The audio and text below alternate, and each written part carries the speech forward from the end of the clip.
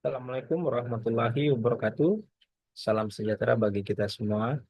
Selamat pagi, rekan-rekan mahasiswa program tutorial online dalam mata kuliah otomasi dalam kearsipan ASIP 4432. Minggu ini merupakan inisiasi ke-6 dengan pokok bahasan mengenai pangkalan data arsip.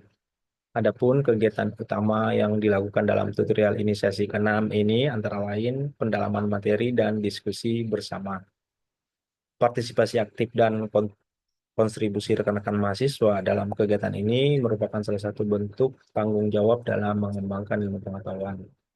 Adapun capaian pembelajaran umum, yaitu setelah mengikuti tutorial ini, mahasiswa mampu menjelaskan kebutuhan dalam membangun dan menggunakan pangkalan data arsip dan elemen data yang dipakai.